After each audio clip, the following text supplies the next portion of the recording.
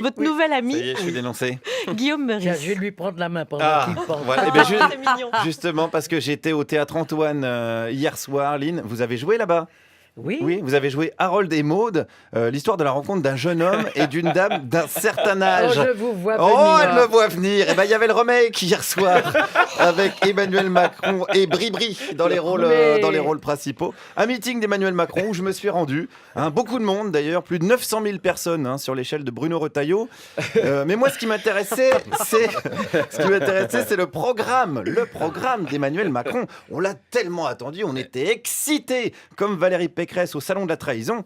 Mais maintenant, voilà, on le connaît ce programme. Alors, on va commencer simple. Qu'est-ce qui plaît à ce supporter d'Emmanuel Macron? Je trouve que l'homme se présente avec des idées neuves et Alors, quelle idée neuve il a, par exemple?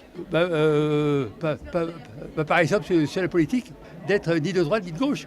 Jean Le Canuet, il disait ça. Oui. Non, mais il y a une ressemblance. Oui, c'est pas très neuf alors du coup ça. Il y a surtout une ressemblance, par exemple, avec Giscard d'Estaing. Ah oui, alors Giscard, Le Canuet, oui, là d'accord, là on parle de modernité, manque plus que René Coty, et puis là mon petit pote, je vais te dire, ça va être une autre limonade, Louison Bobet dans le comité de soutien et en avant casquette, moi je te dis, n'hésitez pas à rejoindre donc le mouvement en envoyant un télégramme En marche vers le passé. Alors là on parle de son équipe, mais ce monsieur m'a bien parlé des idées neuves, alors continuons avec lui. Surtout la régionalisation, déjà, la décentralisation. Ça c'est pas neuf, c'est Jean-Pierre Raffarin. Bah oui, mais... Non, mais je dis pas qu'il a une mauvaise idée neuve. Mais Voilà. Ah oui, parce que vous aviez dit tout à l'heure qu'il avait des idées neuves. Oui, peut-être je me suis mal exprimé. Oui, parce qu'on voyait pas bien. On voit bien que le gars, il est neuf. Macron, il est neuf. On voit bien que c'est la lessive nouvelle formule. Mais bon, à part qu'on va la payer plus cher, on voit pas le changement. Par exemple, idée pas neuve que Manu a développée, en cas de refus d'une deuxième offre à Pôle emploi, fin des indemnités chômage. Dominique Seux, il a entendu ça. Il a repris 2 fois des truffes à la cantine des Échos ce midi.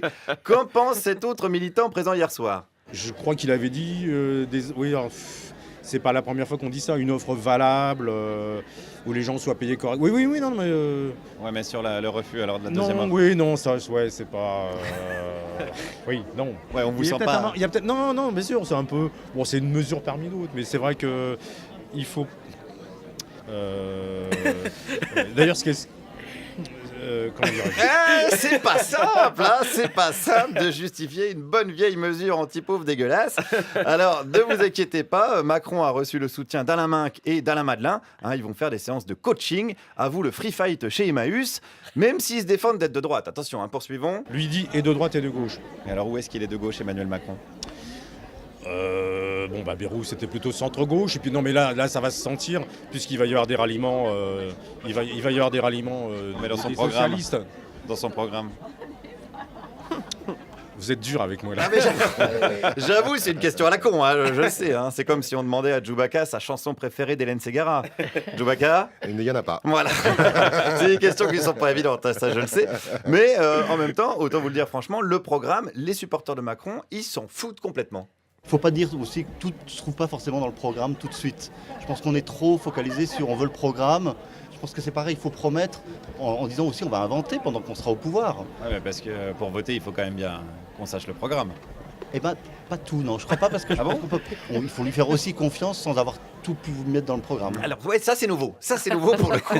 Faire confiance au type sans savoir ce qu'il veut faire. D'habitude, on se fait niquer par les promesses, mais là, on vote pour le type et puis après, voilà, ça sera la surprise. Emmanuel Bonux Macron, quand je vous disais qu'il y avait un lien avec la lessive.